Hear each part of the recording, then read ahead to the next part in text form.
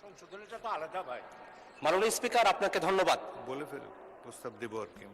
জুয়া প্রতিরোধ আইন বা বিল যেটা এখানে নিয়ে আসা হয়েছে, এটার বাহ্যিক যে উদ্দেশ্য, আপনি 4 মিনিটে বক্তব্য শেষ করেন। জুয়া প্রতিরোধ আইন যেটা বিল আকারে নিয়ে আসা হয়েছে, সেটার বাহ্যিক উদ্দেশ্য অত্যন্ত ভালো। বাংলাদেশে জুয়া অনলাইন মাধ্যমে এটা একটা ভয়ঙ্কর একটা আকার ধারণ করেছে। এই কারণে এই আইনের মতো করে একটা যুবকযোগী আইন করা প্রয়োজন, যে আইনের মধ্য দিয়ে বাংলাদেশে জুয়া এবং অনলাইন মাধ্যমে যে জুয়াগুলো সংগঠিত হয় সেগুলোতে লাগাম টেনে ধরা সম্ভব হবে, এবং যারা জুয়ারি আছে, জুয়ার সাথে সম্পৃক্ত ব্যক্তিবর্গ আছে, তাদেরকে আইনের আওতায় নিয়ে আসা সম্ভবপর হবে। এই কারণে আজকে মাননীয় স্বরাষ্ট্রমন্ত্রী কর্তৃক যে বিলটি এখানে উত্থাপন করার জন্য বিবেচনার জন্য পাঠানো হয়েছে, সে আইনের যে বাহ্যিক উদ্দেশ্য তার সঙ্গে আমরা একমত। কিন্তু এই আইনের স্পেসিফিক কিছু ধারা আছে যেগুলো আমি সংশোধনের জন্য এখানে দিয়েছি। সেই ধারাগুলো ভবিষ্যতে এটার অপব্যবহার বা মিসইউজ হওয়ার সুযোগ আছে মাননীয় স্পিকার। এটা আশঙ্কার বিষয়। এই কারণে আমরা যদি এই আইনের 36 নম্বর ধারার 2 নম্বর উপধারার দিকে তাকাই, তাহলে দেখব এখানে তল্লাশি এবং জব্দের জন্য বলা হয়েছে যে কোনো পুলিশ অফিসার যদি বিশ্বাস করেন যে এই ধরনের কোনো ঘটনা সংঘটিত হচ্ছে, তাহলে সেখানে তিনি তল্লাশি এবং জব্দ করতে পারবেন আদালতের অনুমতি ছাড়াই। এই জায়গাটাতেই আমাদের একটা আশঙ্কার জায়গা মাননীয় স্পিকার।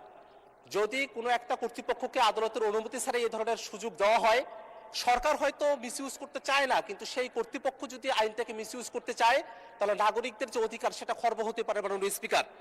এই আইনের 37 নম্বর ধারা এবং 38 নম্বর যে ধারা, সেখানে জুয়ার স্থান সিলগালা করা, বন্ধ করা এবং website, app, server, domain, IP address এগুলোকে ব্লক করার কথা বলা হয়েছে মাননীয় স্পিকার।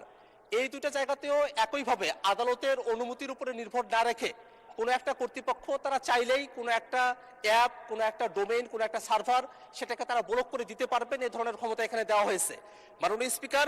যদি এই ধরনের অনুমতি কোর্টের কাছ থেকে না নিয়ে এসে কোনো একটা কর্তৃপক্ষই যদি এটা করে ফেলে, সেক্ষেত্রে যেই ভুক্তভোগী ব্যক্তিরা আছেন তারা অনেক সময় তাদের আত্মপক্ষ সমর্থনের সুযোগও পাবেন না।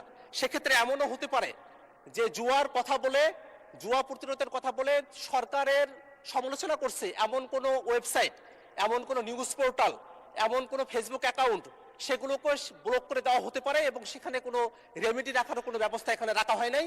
কোর্টে যাওয়ার মতো কোনো এখানে ব্যবস্থাপনা এখানে রাখা হয়নি মাননীয় স্পিকার, যেটা সামগ্রিকভাবে আমাদের উপরে একটা বড় ধরনের নাগরিক নিষ্পেষণের মতো পরিবেশ তৈরি করতে পারে ভবিষ্যতে মাননীয় স্পিকার। এই আইনের 41 নম্বর ধারার মধ্যে এনআইডি, সিম এবং এমএফএস লিঙ্কিং সিস্টেমের কথা বলা হয়েছে। যে লিঙ্কিং সিস্টেমের কথা এখানে বলা হয়েছে মাননীয় স্পিকার, এটা যদি আমরা যে ব্যক্তিগত উপাত্ত সুরক্ষা যে আইনটা আমরা করেছি সেটার সাথে সংযুক্ত রেখে যদি এটা করা হয়, সেক্ষেত্রে ঠিক আছে। কিন্তু যদি সিম কার্ড এবং এইখানে এমএফএস লিঙ্কিং এর মতো যে ব্যবস্থাপনার কথা বলা হয়েছে, এটা যদি অবারিত করে রাখা হয়, এখন যেভাবে এই আইনের 41 ধারায় অবারিত করা হয়েছে, তাতে করে অনেক সময় নিরপরাধ কোনো ব্যক্তি তাদের এই ব্যক্তিগত তথ্য উপাত্ত যেগুলো আছে সেগুলো হুমকির মুখে পড়তে পারে, সেগুলো যে কোনো সময় যে কোনো জায়গায় প্রকাশিত হয়ে যেতে পারে মাননীয় স্পিকার। এই কারণে মাননীয় স্পিকার, আমরা একটা আশঙ্কার কথা জানি। যখন শেখ হাসিনা সরকার ডিজিটাল সিকিউরিটি অ্যাক্ট এই আইনটা যখন পাশ করেছিল, তারা বলেছিল যে এটা ভালো, যে অনলাইন মাধ্যমে অপরাধগুলো হচ্ছে সেগুলোকে নিরোধ করার জন্য সেই আইনটা করা হয়েছিল, বলা হয়েছিল। কিন্তু পরবর্তীতে দেখা গেল ডিজিটাল সিকিউরিটি অ্যাক্টের মধ্য দিয়ে নিরপরাধ যারা রাজনৈতিকভাবে বিরুদ্ধ মতের ছিল তাদেরকে জেলখানায় নিয়ে যাওয়া হয়েছিল, এবং তাদেরকে মাসের পর মাস জেলখানায় তাদেরকে পচিয়ে মারা হয়েছিল। আমরা জানি সে সময়টাতে একজন কিন্তু জেলখানার ভিতরে মারাও গিয়েছিলেন এই ডিজিটাল সিকিউরিটি অ্যাক্টে জেলখানায় যাওয়ার পরে। আমরা এই কারণে সরকারের কাছে আহ্বান জানাবো, জুয়া প্রতিরোধ করার জন্য আমাদের একটা যুগোপযোগী আইন দরকার আছে। এই আইনটাই আমরা করতে পারি, কিন্তু এটা জনমত যাচাইয়ের জন্য প্রেরণ করে যেসব সংশোধনী প্রয়োজন রয়েছে, খুবই মাইনর কিছু সংশোধনী, কিন্তু সেগুলো মানবাধিকারের জন্য খুবই গুরুত্বপূর্ণ, সেগুলোকে যাচাই করে এসে তারপরে এই আইনটি পাশ করা হোক মাননীয় স্পিকার।